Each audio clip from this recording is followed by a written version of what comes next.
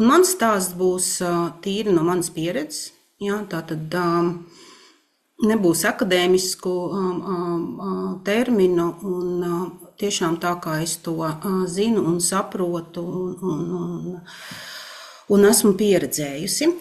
Lūk, esmu pieredzējusi, jā, vai ne, tas atslēgas termins, jā. Bet, lai man būtu vieglāk saprast, kāda loma jums, jūs esat vadītājs, jūs esat darbinieks, uzrakstiet čatiņā. Andri, par cik man ir prezentācija priekšā un es čatiņu neredzu, tu man varētu arī tad mēģināt stāstīt, kas tad ir mūsu auditorija. Labi. Ja gadījumā tu esi uzņēmējs un vadītājs, skaidrs, ka tā ir tāda viena loma, uzrakstiet arī blakus, cik darbinieki ir jūsu pakļautībā, jūsu padotībā. Iveta ir vadītājs. Darbinieks. Ok, labi. Tātad mūsu auditorija ir saprasta. Vadītājs ir arī darbinieks. Tātad ir vairākas lomas. Un, jaunais vadītājs. Forši, ka jaunais vadītājs ir šajā seminārā un tā. Tas tiešām ir ļoti, ļoti labi. Padalieties čatiņā ar plusu, tad, ja jūs esat bijusi izdedzis, jums ir šāda pieredze, vai šobrīd jūtat tādu stāvokli, tātad plusiņš. Tad, ja jums nav bijusi tāda pieredze un nejūtat sevī izdegšanas signālus, uzrakstiet mīnusiņu. 1 mīnusiņš. Bija uz robežas. Ok. Mīnus, plus. Tātad gan tāda. Tātad ir jau notikusi mācības stunda. Forši. Plus. Labi, iesim tālāk. Tātad daļa no jums ir pieredzējusi iespējams līdzīgu stāstu, par kuru stāstīšu arī es. Šis izdegšanas stāsts man ir salikts tāds ļoti vizuāli uztverams, un man ir vesela viena pieredze. Lieliska pieredze, un es ļoti, ļoti no šīs pieredzes mācos. Darbs, kurš man patika, kurš man iedvesmoja, kurš man ļāva realizēt savu iepriekšējo pieredzi. Darbs, kurā es vēlējos izpausties par 100%. Tas mans ieguldījums, mans brīvprātīgais ieguldījums šī darba veikšanai aizņēma vidēji 80 stundas nedēļā, ja normāli mums būtu jāstrādā tikai 40. Un kādā mirklī manas miega stundas bija tikai 2 naktī. 4 vai 2 reiz pa 2. 2 aizmiegot un 2 stundas pirms man ir jāmostās uz darbu. Un kas notika beigu galā, to jau ir grūti neuzminēt. Man sākās veselības problēmas. Un ja mans prāts un mana sapratne vēl bija gaiša, ja, kaut kādā jomā, ja, tad ķermenis signalizēja dažādus signālus un bija jāiet pie ārstiem.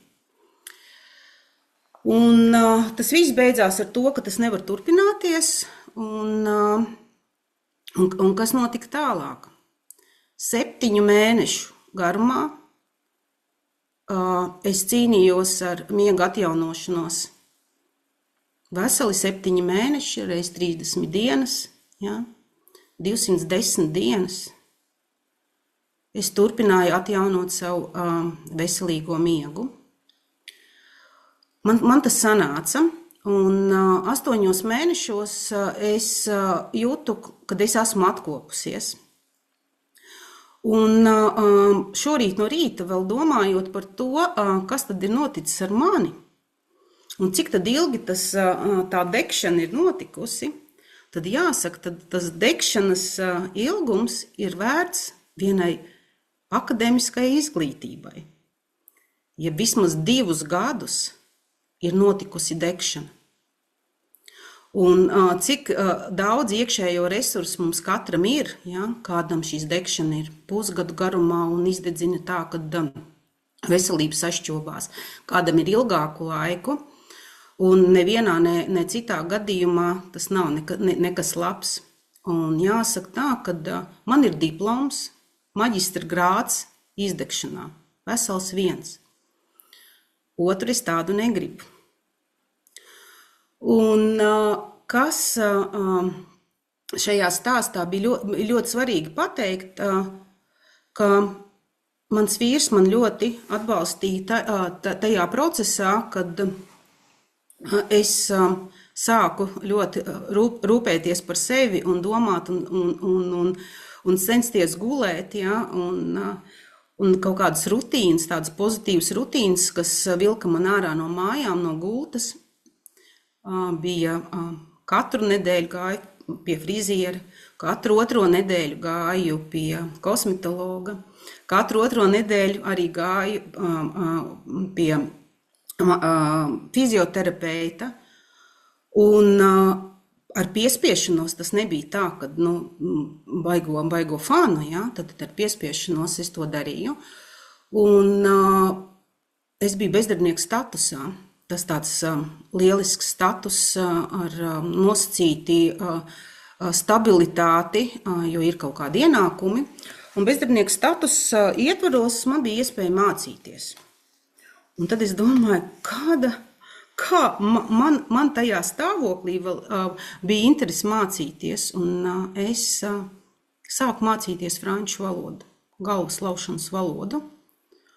Un laikam tas impulss tam, ka tu esi tik daudz strādājis un tik daudz dažādas sarežģītas jautājumas risinājis, bija nepieciešams, lai arī atjaunotos, lai atjaunotos veselība, lai atjaunotos enerģija, lai atjaunotos interese par kaut ko citu. Lūk, tāds ir mans izdegšanas stāsts, zinu no savām kurpēm, mācaties no manis, nemācaties paši no sevis. Un tā būs labāk. Un, ja mēs paskatāmies uz profesijām, kuras ir pakļautas izdegšanai, tad jūs varat pavērtēt, vai tās ir jūsu profesijas, vai jums ir kādas citas. Faktiski ir saistīts ar darbu ar klientiem. Tātad sociālie dienesti, ja, ir ar augstu izdegšanas riska ietekmi, ja. Jebkāda veida palīdzošās profesijas, psihologi, personāla vadītāji kā es, ja ir kāds šeit no dalībniekiem arī personāla vadītājs, rakstiet vadītāji. Vadītāji ir ļoti daudz jākomunicē, jo vadītājam ne tikai sevi jāmotivē, sevi jāslavē, bet ir jādara laimīgus arī vairākus darbiniekus, kurus viņa vada. Un ārsti, skolotāji, ļoti daudz profesijas, tātad visi tie, kas strādā ar cilvēkiem.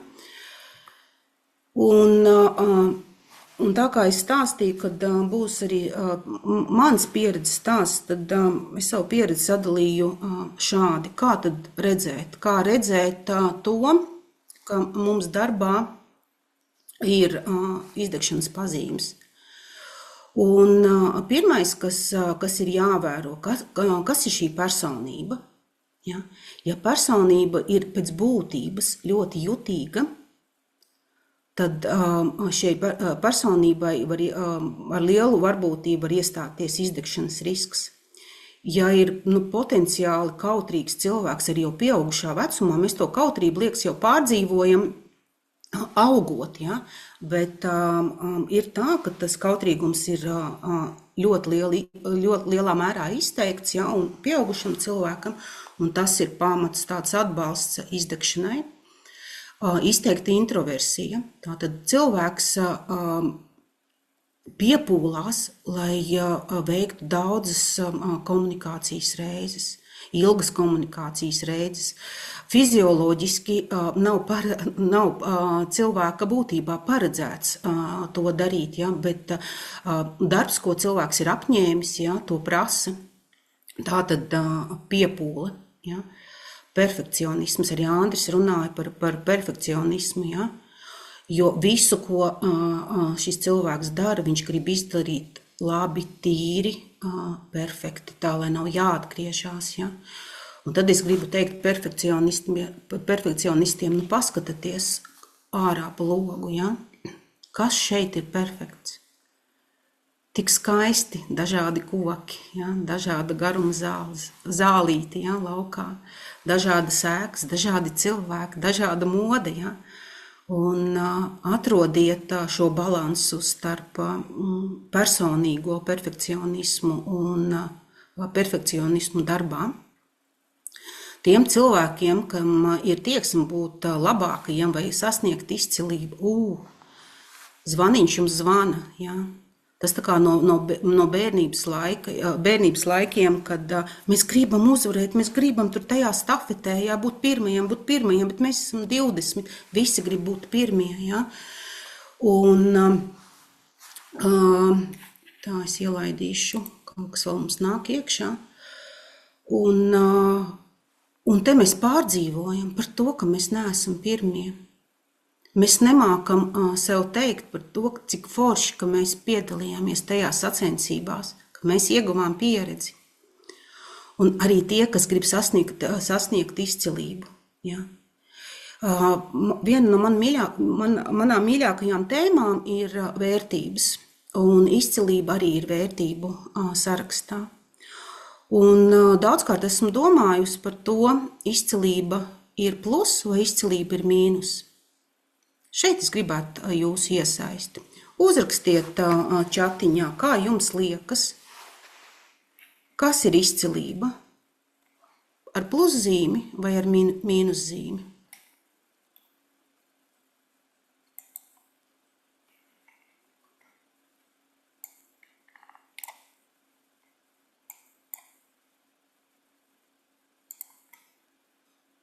Ar mīnuszīmīti, paldies tev.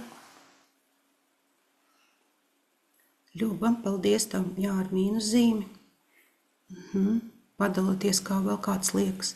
Līga, paldies, Līga, ar mīnuszīmi. Nu jau vairākums jau no atbildētājiem, jā. 3 atbildēja, 3 mīnuszīmes.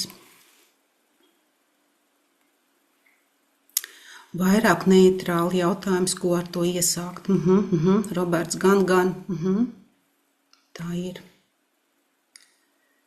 Tā, pāriešu atpakaļ. Mēģināšu pāriet atpakaļ uz savu prezentāciju. Un tā, vienu mirklīti.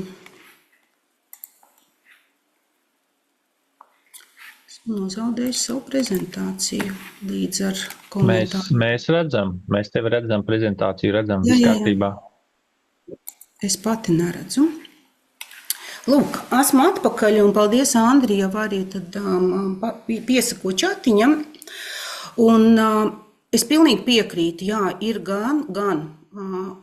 Taču tas, ko mēs savā darbā, tas, ko es pamanu, kas notiek darbā, kad tiecoties pēc izcilības, mēs lieliski sevi nokurinam. Ja?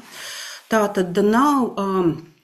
Darba ietvaros, ja, mēs gribam izdarīt tik labi tās lietas, ja, kad mēs atņemam laiku sev, mēs atņemam laiku komunikācijai, mēs atņemam laiku, lai nosvinētu mazos starp rezultātus. Ja, tā kā izcilība nav vērtība, kas būtu viennozīmīgi uzskatāma kā ar plusa zīmi.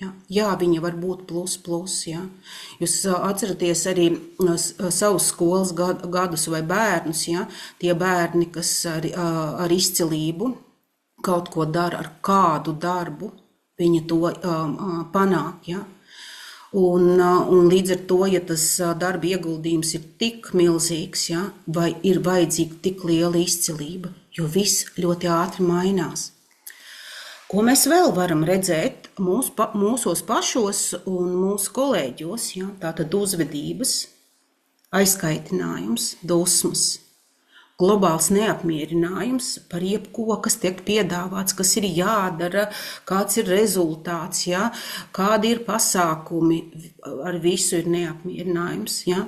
Cīniska attieksme pret visu, pret darbu, pret rezultātu, pret kolēģiem, pret vadītāju, ja? Nevīžība pret pienākumiem un nemierīgas kustības. Šeit es vēl gribētu teikt biežas nemierīgas kustības, vienveidīgas nemierīgas kustības, kustības bezjēdzīgas, ja? Kad cilvēks iet pie savu drēbju skapja, kaut ko paskatās pačamda kabatā, atgriežās atpakaļ. Atkal iet pie drēbju skapja, atkal kaut ko pačamda, atkal atgriežās atpakaļ. Ja? Tātad koncentrēšanās grūtības. Ja? Šeit ir tas turpinājums tam, ka tu nevari sevi savākt, lai sakoncentrētos. Agresivitāte parādās, jo tas ir tas veids, kā bioloģiski mēs aizstāvamies. Ja? Varbūt arī agresivitāte pret sevi. Ja? Izvairīšanās no komunikācijas. Šeit noteikti tas saraksts varētu būt vēl garāks.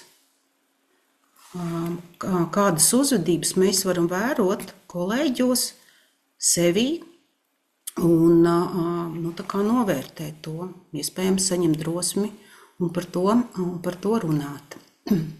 Tāda klasiskā profesionālā izdegšanas formula sastāv no 3 saskaitāmiem.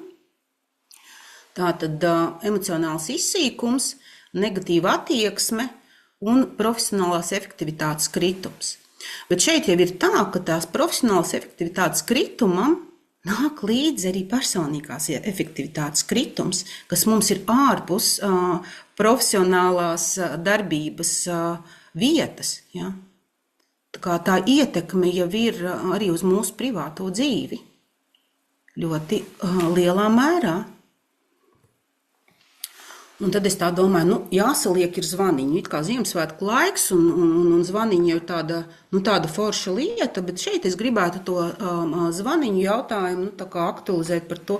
Sadzirdam tos zvaniņus, kas mums apkārt ir. Un paņemat tagad pārrefleksējiet, ja? Tu pats, es pati, ja? Pirmdienas rītā negribu iet uz darbu, vai jau svētdien jau noskaņoju, es negribu iet uz darbu, pirmdienas vakarā, es negribu iet uz darbu. Ko mēs dzirdam citos? Kā vērojot, ja? Tas cits saka, man negribas iet uz darbu. Viņš saka to skaļi. Vērojam, klausamies. Ja tas atkārtojas, ilgstoši atkārtojās, zvaniņš, ja? Tu pats, cik labi būtu, ja būtu piektdiena, pirmdienas vakarā vai pirmdienas pēcpusdienā, Dievs, kā es gaidu to piektdienu, ja? Skatāmies uz citu, ja? Pirmdienas rītā jau tas cits jau ir noguris. Viņam jau ir gaidas par piektdienas vakaru pirmdienu, jau 5 dienas pirms piektdienas jau ir nogurums. Nekas nav labi. Taču mums tā arī bijis. Nekas nav labi. Tas cits arī iespējams saka, nekas nav labi. Varbūt ne tiešā tekstā, ja? Caur citu formu nekas nav labi. Ja? Klausamies, vērojam. Klienti, kolēģi, vadītājs besī. Tas cits arī tieši tāpatās. Ja? Caur savu izturēšanos, ja? Caur arī teikto, ja? Besī. Zvaniņš. Distancēšanās. Es negribu tikties. Tas cits negrib tikties. Es negribu tās kopējās kafijas pauzes. Es neiešu uz to virtuvīti, kur tiek svinēta kolēģa dzimšanas diena. Distancēšanās. Es izvairīšos no tās sapulces. Klausamies. Idejas nerodas. Man pašam ir jāpiepūlās, lai kaut kāda ideja izspiest ārā. Vispār man ir, bet es nevaru, man kaut kas no sevis jāizspiež. Skatāmies uz citu. Viņam nav idejas, jau ilgu laiku nav idejas. Visas citu cilvēku piedāvātās idejas nav labas. Ja? Tā tad viss ir tādās pelēkās krāsās. Man negribas runāt. Nu, ir taču tā, ne? Man negribas runāt. Liekat mani mierā. Tam citam jau arī ir tāpat izvairīšanās no sarunām. Riebjas darbs. Man riebjas tas darbs. Ko mēs vērojam citos. Darbs ne tāds. Dara vienkāršas lietas. Dara darbu, ir darbā, bet dara ļoti vienkāršas lietas. Bet ne visas lietas, kas viņam ir jādara, dara ļoti daudz, bet ļoti vienkāršas. Man nav spēka. Man nav spēka. Pūšam, elšam, man nav spēka. Mēs varam vērot citos. Viņš arī saka, man nav spēka ne tikai vārdos, bet arī ar savu ķermeņa valodu man nav spēka. Ja? Velkam kājas, galva ir noliekta, nav vēlmi pat sasveicināties ar kolēģiem, varbūt nav spēka sasveicināties ar kolēģiem. Vērojam to. Darbs, kas būtu izdarāms 10 minūtēs, tiek darīts stundu, tiek darīts veselu dienu. Tas, ko mēs redzam citos, darba izpildes kavēšanās, neuzsāk darbu, izdara to krietni vēlāk, nokavē un kopējais konteksts sašķobās. Ja? Nu, paskatāmies, vai ir bijuši jums pieredzē tādas situācijas. Es lasu ēpastu, es viņu pārlasu, un kāpēc es viņu gribu pēc stundas vēlreiz pārlasīt, ja? Ko mēs varam pavērot citos. Ja? Ja nelasa ēpastus, neatbild uz maniem ēpastiem, citi kolēģi arī saka, es nesaprotu, viņš ir izlasījis, viņš nav izlasījis, viņš pilnībā nereaģē, kas notiek, ja? Vai viņš vispār dara kaut ko. Un tajā citā vēl var vērot, es pats zinu, kas ir jādara. Ko jūs man te liekat, ko jūs man te stāstat? Es zinu, kas man ir jādara. Uzrakstiet čatiņā. Cik zvaniņus salasījāt? Andrija, tu tur esi? Es tur esmu, jā. Jā. Kamēr jūs skaitāt un reflektējat par šo situāciju, jūs varbūt varat, ja jūs neesat bijis izdeģis, jūs varat par to citu potenciāli izdegušu cilvēku, ja, zvaniņus salasīt, jo tas jau arī ir tāds darbs, refleksijas darbs, un kas jums dod pieredzi to vērot, ja, pašam nepieļaut šīs kļūdas. Nu, rezultāti šeit ir dažādi. Šeit ir 0, ir 2, ir 5 un ir visi zvaniņi arī. Jā. Ļoti nopietns darbs priekšā, ja, saucās apstājies, un šis ir tas brīdis, ka jūs esat šeit, un vienkārši lielisks brīdis tiem, kam ir daudz to zvaniņu, ja, jums tiek teikts priekšā apstājieties, bet jums ir jāpasaka arī sev apstājies. Jā. Ir jāvērtē tas darbs, ko jūs darāt. Jums ir jāmeklē tas darbs, kas patīk. Nu, es runāšu arī tālāk. Kas jādara būs? Vai ne?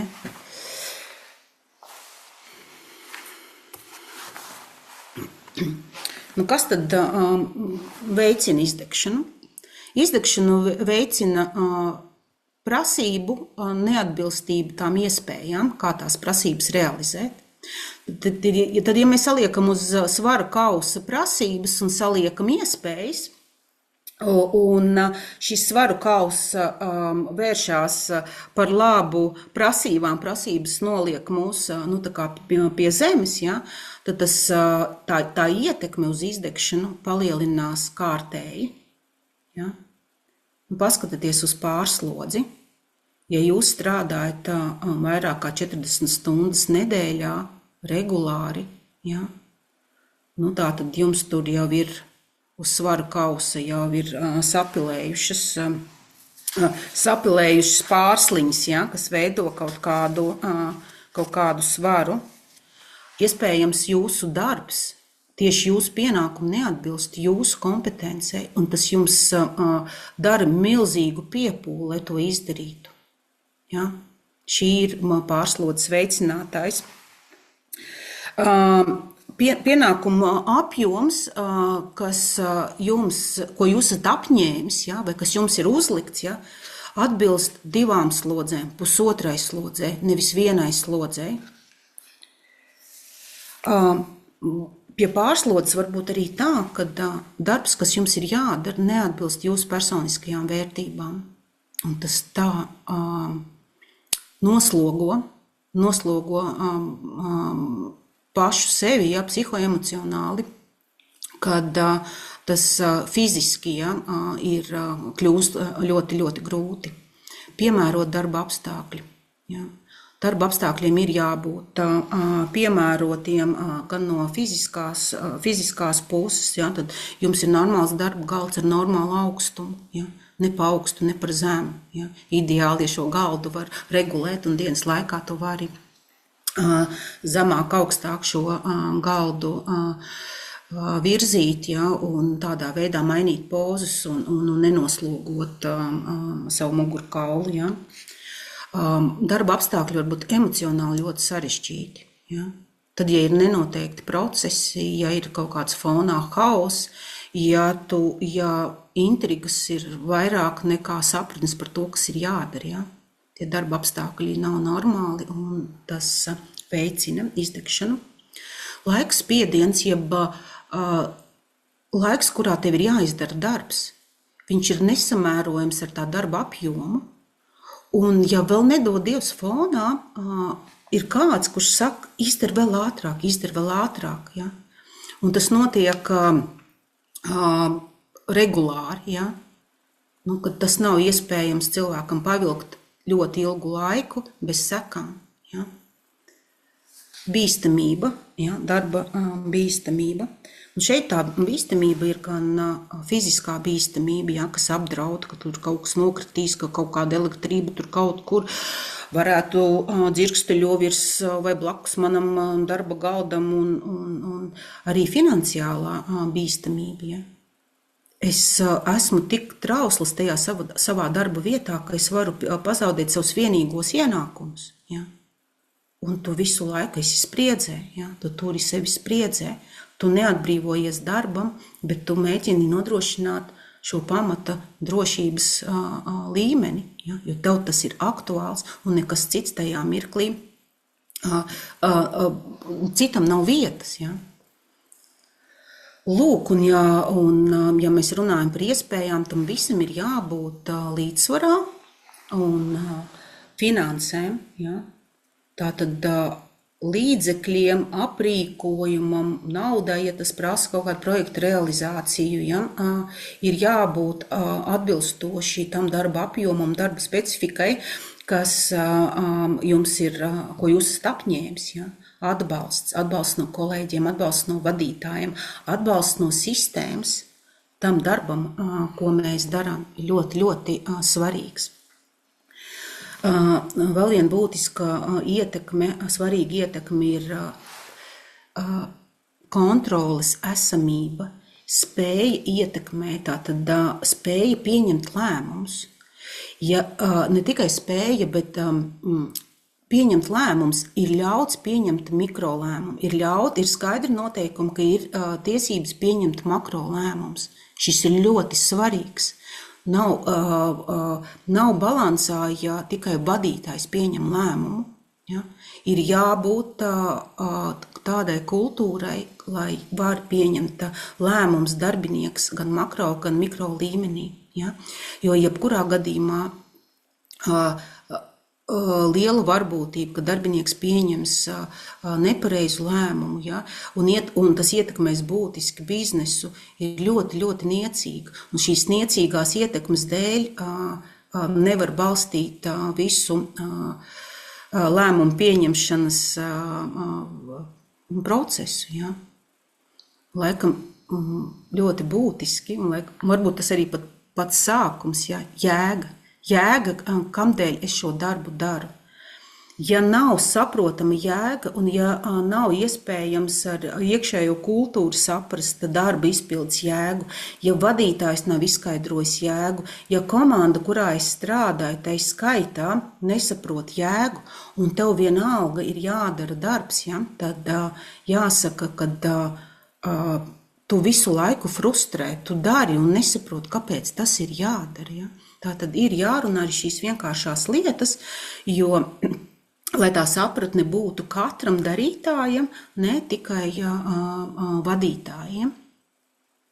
Lūk, un zin kā uz svariem, ja, tā tad 1 pret 1, tā vienmēr ir forši, ka tas viss ir līdzsvarā, un kad iespējas tomēr atrodās, nevienmēr finansiālās, kā jūs šeit redzat, ja, bet daudzkārt citas. Ja. Laikam tas paradoks tajā visā ir, kad mēs jau to izdegšanu, pirmdien pieceļamies un taču nesajūtam. Ja. Tā izdegšana notiek pakāpeniski, viņa pienāka, viņa ir kopā ar mums kādu laiciņu, tad viņa sāk zvanīt, jā, mēs nedzirdam, kāds cits nedzird, kas varētu mums darīt labu un aicināt uz sarunu un teikt, klausies, tev tur zvaniņi zvana apkārt un tu nedzirdi, jā. Un, diemžēl sekas ir mums pašiem, primāri mums pašiem, jā, bet sekundāri arī darba devējiem. Darba devējs pazaudē labu ieinteresētu darbinieku, ja? Un abas puses svans par āvis maksā dārgi. Ja? Un vērojam sevi un nesteidzamies, ja? Apstājamies tad, kad vajag apstāties un teikt, ka šis nav labi, kā man ir sanācis. Ja? Pamēģināšu, kā 15 minūtes pamēģināšu savādāk. Nu, jā, redz, seminārs bija, kā tad HRs redz, vai ne? Kā to pamanīt un vienmēr gribās, kā tad to izdarīt, ja? Ko darīt? Paskatāmies. Ko mēs varam izdarīt? Katrs personīgi pieskatīt darbu un dzīves balansu. Paši pieskatīt. Tas pieskatīsies labāk, ja mums būs personiskie hobiji, personiskās intereses un personiskās prioritātes. Ja? Tas veidosies vienkārši organiski. Sniegt pozitīvu atgrieznisko saiti sev par katru kā nosvin ar kafijas tasīti. Ja? Pasauc savu otru pusī, pasauc bērnus, ja? Nosvinam. Ko nosvinam, mamma, ko nosvinam? Ja? Nosvinam šo, lieliski. Veidojās ieradumi. Reflektējiet par kļūdām un skatieties to kā uz pieredzi. Un es darbā daudzkārt saku, ja, kad kur atkal ir kļūda, nē, tā ir pieredze. Tātad kaut kas ir tāds, ko mēs nebijām iedomājušies, ko mēs nebijām pamanījuši, kas ir tas, varam vaļā, kas ir tas. Lieliski, tā taču ir pieredze. Ja? Tieši tāpatās kā problēma nav problēmas, ir iespējas. Mums ir iespējas būt gudrākiem, izdomāt kaut ko, ja? Izdarīt savādāk, ja? Iemācīties, jo nākamreiz mēs jau pie šī neatgriezīsimies. Mums jau būs pieredze. Nosviniet, ja? Nosviniet katru izdarīt darbu, arī 15 minūšu darbu, arī putekļus noslaucīt, nosviniet. Ja arī vajag mašīnu sakārtot un izsūkt, nosviniet, ja? Apbalvojiet sevi, ar mazumiņu. Attīsti godīgumu. Tas godīgums šeit arī ir arī saistīts. Balansējiet, ja, starp darba dzīvi un privāto dzīvi. Tas nenozīmē, ka darbam ir jāliek kaut kāda otrā prioritāte. Viņa var būt paralēli pirmā, ja? Bet esiet godīgi, ja, pret sevi. Novērtējiet objektīvi savas spējas izdarīt darbu. Jā, te arī tā pusotru slodzi velku uz sevīm, ja? Kamdēļ? Ja?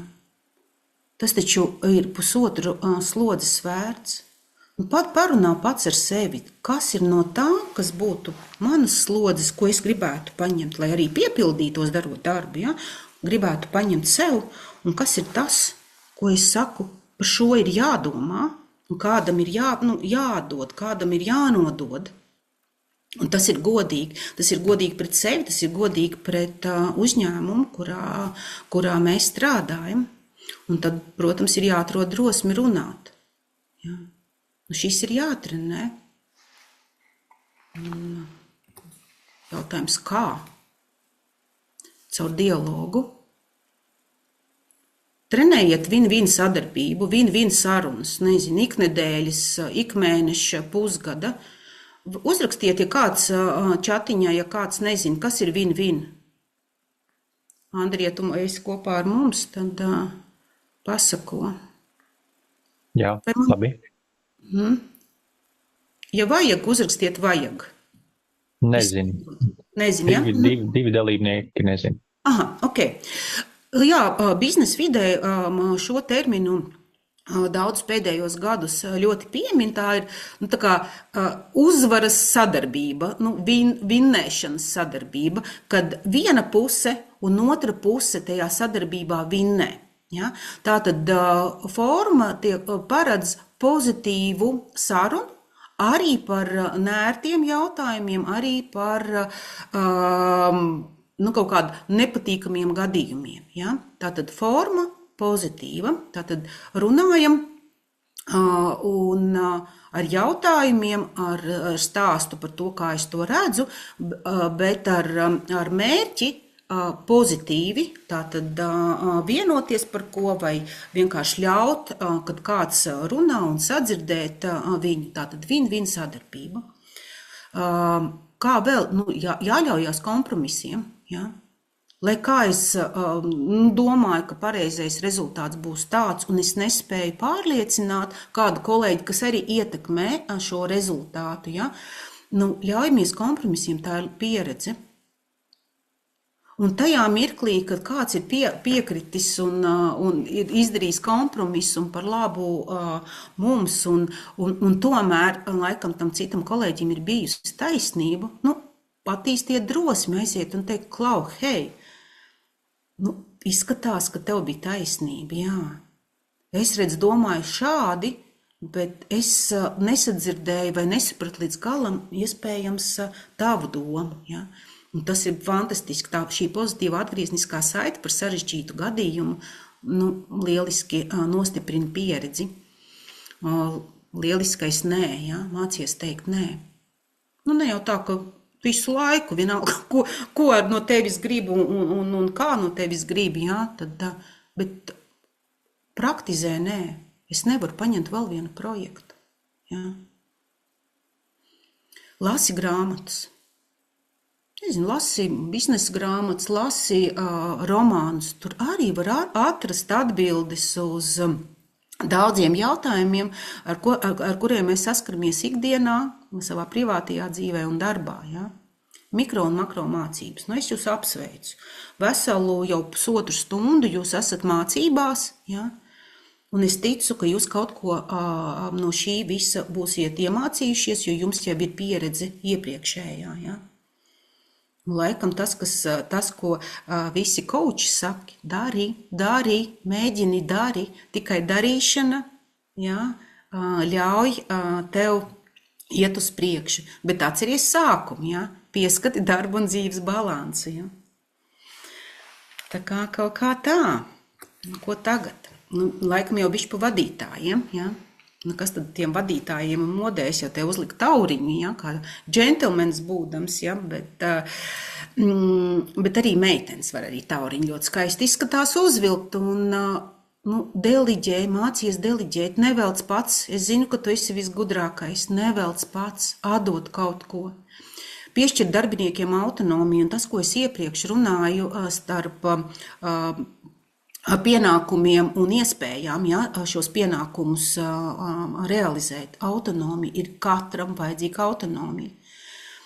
Vīram mājās ir vajadzīga autonomija, sievai mājās ir vajadzīga autonomija, bērniem mājās arī tuči ir vajadzīga autonomija. Ja. Līdz viņa aug, viņiem paliek šī autonomija ar vien lielāka.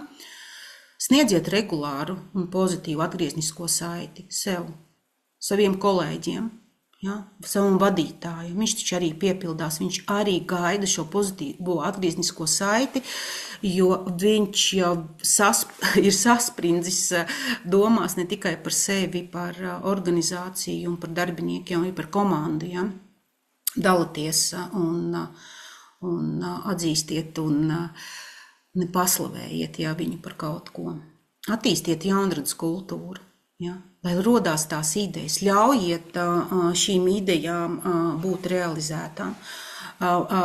Māciet darbiniekus integrēt tās jaunrades idejas tajās vajadzībās, kas šobrīd ir izvirzītas. Ja?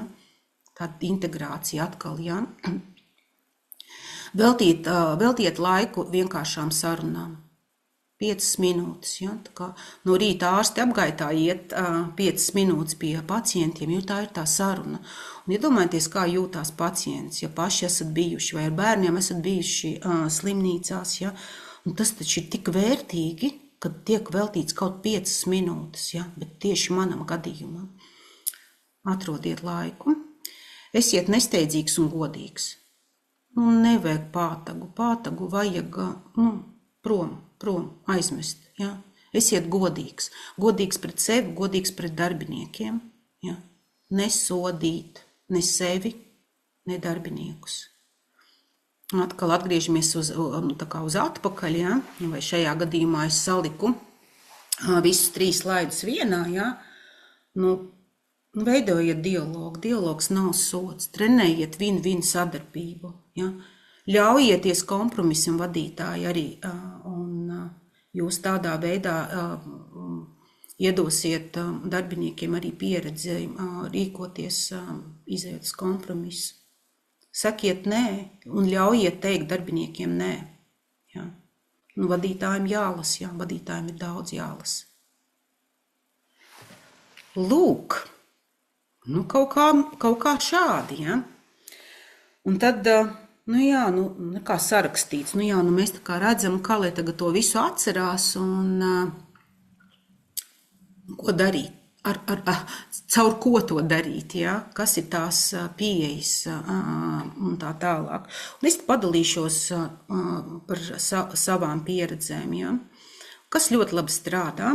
Un tad, kad nāk kārtējais jautājums, un es saprotu, ka man tur ir daudzi citi jautājumi nav bijuši vispār iesākti, ja? Tad es saku, ka man ir sajūta, ka šajā mirklī, kad kaut kas, es nezinu, ja? Jo, ja mēs runājam par sajūtu, arī sarežģītās situācijās, man ir sajūta, ka tu man gribi pārmest, ja? Man ir sajūta, ka tu šo darbu gribi atdot kādam citam. Ja neiet runa par sarunājošiem cilvēkiem, ja, lieta. Ja. Jo kurš var apstrīdēt sajūtu? Kurš jūsu sajūtu var apstrīdēt? Neviens. Un tas nāk tik patiesi, un tur veidojās tik pozitīva tas ievads un tā saruna. Ja. Arī tad, ja situācija atnāk ļoti agresīva. Ja. Man ir sajūta. Izdomājiet, ja? Kas tur tālāk. Man gribētos domāt, ka tavs nodoms ir pozitīvs, ja? Un izskaidro lūdzu, ko tu domā. Pašai jau varbūt viedoklis, ja? Par to situāciju. Bet ko tu gribi? Ko tu gribi no šīs situācijas? Un tas to sākotnējo aktivitāti, ja? To uzbrukumu pārvērš pozitīvā, foršā sarunā. Ja? Viņa varbūt nav vienkārši saruna, bet saruna, kas tiek vērsta uz rezultātu, uz win-win sadarbību, ja? Uz to, ka kāds var pateikt nē, kāds saprot, ka nē, es to nevaru. Ja? Es jūtu tavu spiedienu, un mans ķermenis ir šobrīd vienkārši kā sasalis. Ja? Šis ir 6. projekts, ko jūs gribat, lai es uzsāku. Es nevaru. Mans ķermenis pretojās par domu, jo projekts ir labs, bet šobrīd es nevaru to darīt. Man vajag padomāt. Atnāk, es nevaru tev atbildēt, bet man vajag padomāt. Tad, kad cilvēks aiziet, momentāli izdomājās. Un tad tu vari piezvanīt vai aiziet pie viņa klau. Bet es te izdomāju šādi. Kā tev tas izskatās? Vai tas derēs? Ok, labi. Kā tu atcerēsies manu lūgumu vai uzdevumu? Ja? Tas ir tad, ja mēs sadarbībā projektā strādājam ar kolēģiem, bet tad, ja mēs esam vadītājs, tad, un saprotam, kad vajag, lai kaut kas notiktos, ja? Vai kaut kas darītos. Ja? Kā tu atcerēsies manu lūgumu vai manu uzdevumu? Kā? Es aiziešu, tūlīt pierakstīšu. Vai tu man vari uzrakstīt WhatsAppā, es aiziešu pie savu darba galda un tad es zināšu. Ja? Forši. Ko labāko tu vari izdarīt šajā situācijā? Tad, ja tur ir Ziemassvētki, svētki, dāvanas, pasākumi, darbi, atskaites, sapulces un tā tālāk. Ko labāko tu vari šajā situācijā izdarīt? Uz visām šajā laikā, šajā projektā, ja? Ko labāko. Bet tajā mirklī faktiski tiek izteikta kompromisa iespēja, autonomija. Tu ļauj pieņemtam cilvēkam pašam savu lēmumu, un tu jau preventīvi piekrīti tam, ka tā, kā viņš izdarīs, būs labi. Ja? Jo tu jau nodod vēstījumu, ko labāko tu vari izdarīt šajā situācijā. Atrod mazāko soli, ko tu vari izdarīt tuvākajā laikā. Ja? Daudzi, tie, kas ir bijuši vairākas reizes mūsu semināros, daudz mūsu kolēģi koči par to runā, atrod mazāko soli. Tuč. Un kā mans lieliskais vadītājs saka tā, lēnām, pamazām uz priekšu, bet tas būs krietni ātrāk nekā lieliem soļiem lekt, jo lec lieliem soļiem uz priekšu un gāžās uz atpakaļ. Ja? Tā kā maziem soļiem lēnām uz priekšu. Un vēl viens super triks. Paldies manam vadītājam. Padomā, ko tu vari nedarīt. Šeit arī ir tā ļaušanās tev pieņemt lēmumu, tev iedot tiesības pieņemt lēmumu, ko tu vari nedarīt. Un pēc tam neatnāks un nepaprasīs, kāpēc tu to nedarīji. Ja? Vadītājiem arī ļoti svarīgi. Tad, ja tā izaugsme ir notikusi tik tālu, ka tu ļaujies tiem darbiniekiem, padomā, ko tu vari nedarīt. Un tajā mirklī, es gribu to darīt. Ja? Es varu šo, labi, es šo te nedarīšu. Ja? Un tur ir tā foršā lieta, ja? Par to, kad atrodās pareizās lietas, pareizā secībā, ko darīt.